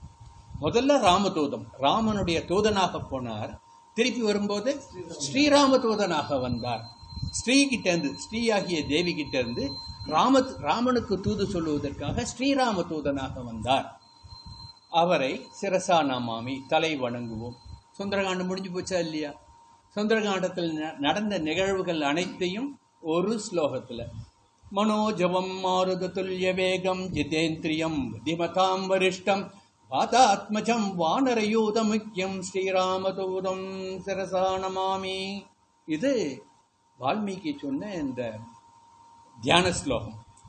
அடுத்து அழகா பஞ்சபூதங்களை சொல்லி இதே சுந்தரகாண்டத்தினுடைய நிகழ்ச்சிகள் எந்த வரிசையில் நடந்ததோ அதே வரிசையில் சொல்லுவார். சுந்தரகாண்டத்தில் முதல்ல என்ன நடந்தது? கடலை தாண்டினார். கடலை தாண்டின உடனே என்ன நடந்தது? எந்த வழியா போனார்? கடலை தாண்டறதுக்கு ஆகாச மார்க்கமாக போனார். அடுத்து அங்க போய் என்ன பண்றார்? யாரை பார்க்கறாரு? பூமி தேவி பெற்ற ஒரு அணங்கை பார்க்கிறார். அதுக்கப்புறம் அங்க என்ன பண்ணாரு? இவர் வாலில் வச்சு தீயை கொண்டே அங்கு தீயை வச்சு விட்டார். பஞ்சபூதங்கள் என்ன?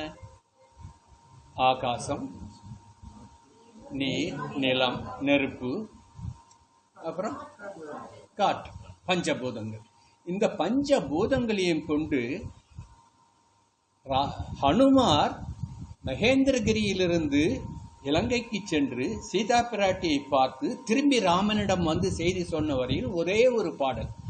அஞ்சிலே ஒன்று பெற்றான். யார் அஞ்சிலே ஒன்று? அஞ்சிலே ஒன்று வாயு. வாயு மைந்தன் தானே மாருதி. அஞ்சிலே ஒன்று பெற்றான், அஞ்சிலே ஒன்றை தாவி. எதை தாண்டுகின்றார்? கடலை தாண்டுகின்றார். தண்ணீர் வந்துட்டா இரண்டாவது பஞ்சபூதம். அஞ்சிலே ஒன்று ஆறு ஆக. ஆறுன்னா நதின்னு ஒரு அர்த்தம் இருக்கு, வழின்னு ஒரு அர்த்தம் இருக்கு. அஞ்சிலே ஒன்று ஆறு ஆக, வழியாக. எப்படி போனார்? எந்த வழியில போனார்?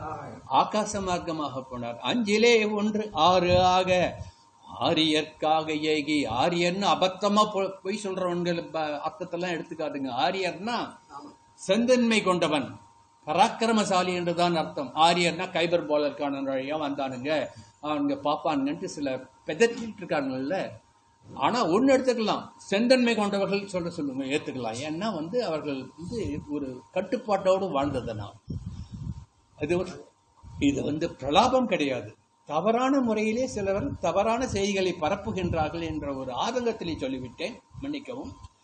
அஞ்சிலே ஒன்று ஆறு ஆக ஆரியர்க்காக ஏகி. ஆரியர் நீங்க சொல்றது ராமபிரானுக்காக ஏகி சென்று அஞ்சிலே ஒன்று பெற்ற அணங்கை கண்டு. சீதா பிராட்டி எப்படி பிறந்தால்? மண்ணிலிருந்து தோன்றியவள் என்று அர்த்தம். அஞ்சிலே ஒன்று மண், பூமி. பூமியிலிருந்து தோன்றிய அந்த அணங்கை கண்டு அயலாலூரில் அஞ்சிலே ஒன்றை வைத்தான். இப்போ இந்த அயலார் ஊரில் என்பதை ரெண்டு இடத்துல நம்ம அன்வயப்படுத்தினா பொருத்தி பார்த்து பொருள் கொள்ள வேண்டும். அஞ்சிலே ஒன்று பெற்ற அணங்கை அயலாரூரில் கண்டுன்னு ஒரு அர்த்தம் எடுத்துக்கணும். அயலாலூரில் அஞ்சிலே ஒன்றை வைத்தான், தீயை வைத்தான் அர்த்தம் எடுத்து ரெண்டு விதமாகவும் அர்த்தம் எடுத்துக்கணும். அந்த ஒரு வார்த்தையை ரெண்டு இடத்துல பொருத்தி பார்த்து நம்ம அர்த்தம் கொள்ளணும். அஞ்சிலே ஒன்று பெற்ற அணங்கை கண்டு அயலார் ஊரில் அஞ்சிலே ஒன்றை வைத்தான். யாரு? ஹனுமான். அவன் நம்மை அழித்து காப்பான், அவன் நம்மை காப்பாற்றுவான். கம்பருடைய வாசகம். அஞ்சிலே ஒன்று பெற்றான், அஞ்சிலே ஒன்றை தாவி, அஞ்சிலே ஒன்றாராக ஆரியர்க்காக ஏகி, அஞ்சிலே ஒன்று பெற்ற அணங்கை கண்டு அயலாரூரில் அஞ்சிலே ஒன்றை வைத்தான், அவன் நம்மை அழித்து காப்பான். இதுதான் சுந்தரகாண்டம் முடிந்துவிட்டது. நம்மளுடைய சம்பன பாராயணமாக இருந்தாலும், குறிப்பாக சுந்தரகாண்ட பாராயணம் என்றால் முடிக்கும் பொழுது பட்டாபிஷேக ஸ்லோகத்தை சொல்லி முடிக்க வேண்டும் என்பது சம்பிரதாயம். ஆனால் பட்டாபிஷேக சர்க்கத்தை நான் சொல்ல வேண்டும் என்றால் எனக்கு இன்னும் 1 மணி நேரம் ஆகும். அதில் 122 ஸ்லோகங்கள் இருக்கின்றது. அத்தனையும் சொல்லவில்லை, தொட்டுக்காட்டி விட்டு மட்டும் செல்லுகின்றேன். அதைவிட எளிது கம்பனுடைய பாடல், பட்டாபிஷேக பாடலை சொல்லிவிட்டால் ஒரே பாசுரத்திலே வேலையை முடிச்சுவிடலாம். அரியணை அனுமன் தாங்க அங்கதன் உடைவால் ஏந்த பரதன் வெண்குடை கவிக்க இருவரும் கபரி பற்ற விரை செறி குழலி ஓங்க வெண்ணையூர் சடையன் தங்கள் மரபுலோர் கொடுக்க வாங்கி வசிக்கனே புனைந்தான் மௌலி. பட்டாபிஷேகம் முடிந்து விட்டது. மௌலினா கிரீடம். கிரீடத்தை யார் கொடுத்தான்? வசிஷ்டர் வைத்தார்.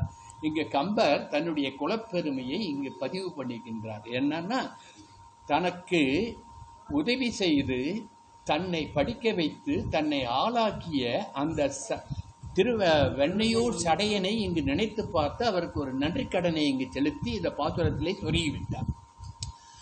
அவர் வழியில் வந்த மரபுலோர்னு சொல்றார் வசிஷ்டனை. எப்படி அனுபவிச்சிருக்காரு பாருங்க. அரியணை அனுமன் தாங்க அங்கதன் உடைவால் ஏந்த பரதன் வெண்குடை கவிக்க இருவரும் கபரி பற்ற விரை தறி குழலி ஓங்க வெண்ணையூர் சடையன் தங்கள் மரபுலோர் கொடுக்க வாங்கி வசிஷ்டனே புனைந்தான் மௌலி. பட்டாபிஷேகம் முடிந்து விட்டது. ராமாயண மிதம் கிருஷ்ணம் சுண்வத படதசதா பிரியதே சததம் ராம சகி விஷ்ணு சனாதனாகா ஆதிதேவோ மகாபாகுர் ஹரின் நாராயண பிரபு சாட்சாத் ராமோ ரகுஸ்ரேஷ்டः சேஷே லக்ஷ்மண உச்சதே குடும்ப விருத்தியம் தனதான்ய விருத்தியம் ஸ்ரீயச்ச முக்கியா சுகமுத்தமச்ச ஸ்மிருத்வா சுபம் காவ்யமிதம் மகார்த்தம் பிராப்னோதி சர்வம் புவிசார்த்த சித்தம் ஆயுஷ்யம் ஆரோக்கியகரம் யசஸ்யம் சௌபாகிருகம் புத்திகரம் சுபம் ச ஸ்ரோதவ்யமேதத் நியமேன சத்பிர் ஆக்யானமோஜஸ்கரம் விருத்தி காமைகி. குடும்ப விருத்தியும் இருக்கும், தனதானிய விருத்தியும் இருக்கும், சகல சௌபாகியங்களும் இருக்கும் என்று இந்த பட்டாபிஷேக சர்க்கத்தை முடிப்பார் வால்மீகி. ஏவமே தற்புராவர்த்தோ பாக்யானாம் பத்ரமஸ்துவாஹ பிரவ்யாகத விஸ்ரப்தம் பலம் விஷ்ணோ பிரவர்த்ததாம் லாபஸ்தேஷாம் ஜயஸ்தேஷாம் குதஸ்தேஷாம் பராபவாஹ ஏஷாம் இந்திவரஷ்யாமோ ஹிருதயே சுப்ரதிஷ்டிதாஹ காலே வருஷதுவர்ஜன்ய பிருத்திவி சசசாலினே தேசோயம் சோவ்ரிதோ பிராமணா சந்தி நிர்பயாஹ காவேரி வர்த்ததாம் காலே காலே வருஷதுவாச்சவாஹ ஸ்ரீரங்கநாதோ ஜெயது ஸ்ரீரங்க ஸ்ரீச்சவர்ததாம் ஸ்வஸ்தி பிரஜாப்ய பரிபாலயந்தாம் ஞாயேன மார்கேண மஹிம் மஹீசாஹ கோப்ராஹ்மணேப்ய சுவனஸ்து நித்யம் லோகாः समस्ताः सुखिनो भवन्तु मङ्गलं कोसलेन्द्राय मगनीय गुणात्मने चक्रवर्ती तनूजाय सार्वभौमाय मङ्गलं वेदवेदान्तवेद्याय मेघश्यामलमूर्धये पुंसां मोगनरूपाय पुण्यश्लोकाय मङ्गलं विश्वामित्रान्तरङ्काय मिथिलानगरीपदे भाग्यानां परिभागाय भव्यरूपाय मङ्गलं पितृभक्ताय सततं प्रारद्रुभि सगसीदयाः नन्दिताखिललोकाय रामभद्राय मङ्गलम् व्यक्तसागेतवासाय चित्रकूटविहारिणे सेव्याय सर्वमीनां धीरोदाराय मङ्गलं सौमित्रिणा च चाणक्या चापबाणासिधारिणे संसेव्याय सता भक्त्या स्वामिने मम मङ्गलं दण्डकारण्यवासाय कण्ठितामरचत्रवे कृतृराजाय भक्ताय मुक्तिदायास्तु मङ्गलं सादरं सबरी दत्तबलमूलाभिलाषिणे सौलभ्यपरिपूर्णाय सर्वोद्रिग्धाय मङ्गलम् हनुमत्समवेदाय हरिसाभीष्टदायिने वालिप्रपदनायास्तु महाधीराय मङ्गलं श्रीमते रघुवीराय सेतुलङ्घितसिन्धवे जतराक्षसराजाय रणधीराय मङ्गलम् आसाद्य नगरीं दिव्यामभिक्षिद्धाय सीतया राजाधिराजराजाय रामभद्राय मङ्गलम् मङ्गलाशासनपरैः मताचार्य पुरोगमैः सर्वैश्च पूर्वैराचार्यै सद्हृदायास्तु मङ्गलम्। श्रीराम जय जय राम श्रीराम जय जय राम श्रीराम जय जय श्रीराम जय जय राम जय जय राम जय जय राम जय जय राम. இத்தனை நாள் எல்லோரும் வந்து பாதார விந்தங்களில் அடியனுடைய கிருதஜதையை நன்றிகளை தெரிவித்துக் கொள்கின்றேன். ராம கதை என்பது கடைசியா மங்களம் சொன்ன இல்லையா, பூர்ணமான ராமாயணம். எல்லா காண்டத்தையும் சேர்த்து பூர்ணமா ராமாயணம் மங்கள ஸ்லோகம். அதுதான் நம்மளுடைய சம்பிரதாயத்திலே எந்த சொன்னாலும் கடைசியில மங்களமா முடிக்கணும்ட்டு அதை சொன்னது. எல்லோரும் ஸ்ரத்தையா வந்து கேட்டீங்கோ. கேட்டதோடு இல்லாமல் வந்தவர்கள், வராதவர்கள், கேட்டவர்கள், கேட்காதவர்கள், இதை போய் சொன்னவர்கள், சொல்லாதவர்கள் எல்லோருக்கும் ராமபிரானுடைய பரிபூர்ண கடாட்சம், ஹனுமானுடைய பரிபூர்ண கடாட்சம் கிடைக்க வேண்டும் என்று ஸ்ரீ லக்ஷ்மி ஹயக்ரீவரையும் ஸ்ரீ லக்ஷ்மி நரசிம்ம பெருமாளையும் உங்கள் அனைவரின் சார்பிலும் பிரார்த்தனை பண்ணிக்கொள்வோம். இன்று ஒரு விசேஷமான நாள், வெள்ளிக்கிழமை. வெள்ளிக்கிழமையை விட இன்னைக்கு பங்குனி உத்திரம் ரெண்டும் சேர்ந்து வர்றது மற்றொரு விசேஷம். பங்குனி உத்திரத்திலே ஸ்ரீரங்கத்திலே மட்டையடி உற்சவம்ட்டு ரொம்ப கோலாகலமாக கொண்டாடுவாங்க. ரொம்ப பெருமாளுக்கும் தாயாருக்கும் கல்யாண உற்சவம் பண்ணக்கூடிய நாள், பிராட்டி பிறந்த நாள், பெருமாளுக்கும் பிராட்டிக்கும் கல்யாணம் நடந்த நாள். இத்தகைய மகோன்னதமான ஒரு நாளிலே ஒரு நல்ல சத்சங்கத்திலே ராமகதையை சொல்லி, அதுவும் குறிப்பாக சுந்தரகாண்டத்தை சொல்லி உங்கள் எல்லோருடனும் மகிழ்ந்து நம் சம்பிரதாய விஷயங்களை ஓரளவு பரிமாறிக்கொள்வதற்கு ஒரு வாய்ப்பு கிடைத்ததற்காக இந்த ஆலயத்தினுடைய பட்டாச்சாரியார் சுவாமிகள் அவர்களுக்கும் என்னுடைய கிருதஜ்ஞதையை சொல்லிக் கொள்கின்றேன். இத்தனை நாளும் இதை இந்த வீடியோ எடுத்துட்டுருக்கா, யூடியூப்பில் போட்டுருக்கா, அவளுக்கும் என்னுடைய கிருதஜ்ஞதையை சொல்லிக் கொள்கின்றேன். சுவாமி அனுகிரகம் பண்ணதுக்கு அவளுக்கெல்லாம் ஒரு கிருதஜ்ஞதை சொல்லிக் கொள்கிறேன். இப்போது நம்ம டாக்டர் அம்மா அவருடைய ஜோதிடர் சொன்னபடி சுந்தரகாண்டத்தை ஒரு ஸ்லோகத்தில் தான், இப்போது நம்ம சுவாமி தேசிகன் சொன்னதை சொன்னேன், வால்மீகி சொன்னதை சொன்னேன், பிறகு கம்பர் சொன்னதை சொன்னேன். ஒரு ஸ்லோகம் ஒரு வரின்ட்டு. அதே மாதிரி பட்டத்திரி நாராயணியத்தில் ஒரு ஸ்லோகத்தில் சொல்லியிருக்கார். இன்னும் சொல்லிகிட்டே போகலாம், நாழி இல்லைன்றதுலாம் அதெல்லாம் சொல்லலை. இப்போ இவா சொல்கிறது ஒரு சுந்தரகாண்டத்தை அனுதினமும் பாராயணம் பண்ணுவதற்கு எளிதாக ஒரு ஜோசியர் பேர் என்ன, ஒரு ஃபேமஸான ஜோசியர் ஏஎம் ராஜகோபாலன், ஏஎம்ஆர் சுவாமி அவர்கள் சொன்ன ஒரு ஸ்லோகத்தை டாக்டர் அம்மா பிரிண்ட் பண்ணி கொடுத்துருக்கா. எல்லோரும் வாங்கி வச்சுக்கோங்க, சமயம் கிடைக்கும் போதெல்லாம் அதை பாராயணம் பண்ணுங்க.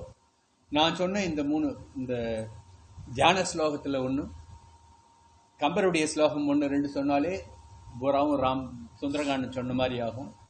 சுவாமி தேசிகனுடைய அந்த ரகுவீர கத்தியத்தினுடைய கத்தியத்தை சொல்லலாம். அது கொஞ்சம் கட்டம் கட்டம் கட்டம் கத்தியனாலே அந்த நடை அப்படி இருக்கும். அதையும் சொல்லலாம். இதை தேவரையனே கொடுத்துருக்கோம். அடியன் பாக்கியம். எஸ் ஸ்ரீ ஹனுமான் அனுகிரகா பலாத்தீர்ணாம் புத்திர்லீலா லங்காம் பிராப்ய நிஜாம்ய ராமதாயுதம் பங்க்வாவனம் ராட்சசான் அக்ஷதீன் வினிஹத்ய வீக்ஷதசகம் தக்வாபுரீம் தாம் புனः தீரணாப்தி கபிர்பிரியதோ யம் அனுமத்தம் ராமச்சந்திரம் பஜேட்டு இந்த ஸ்லோகம் சொல்றா. எல்லாரும் வாங்கி அனுபவிங்கோ. இன்னைக்கு பகவத் ராமானுஜர் பெருமாள் பிராட்டிகிட்ட சரணாகதி பண்ணி சொன்ன அந்த சரணாகதி கத்தியத்தையும் இப்பொழுது இங்கே சேவித்து பெருமாளுக்கு திருவாராதனை நடக்கும். எல்லோரும் இருந்து அனுபவிக்க வேண்டும் என்று பிரார்த்தித்துக் கொள்கிறேன். கவிதாக்கிக சிம்மாய கல்யாண குணசாலினி ஸ்ரீமதே வெங்கடேசாய வேதாந்த உரவே நமஹ.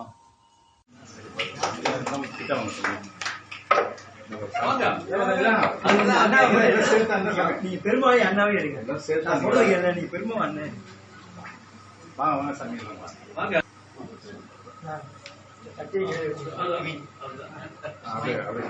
சாமி தெரியுங்களா? சாமி தெரியும்.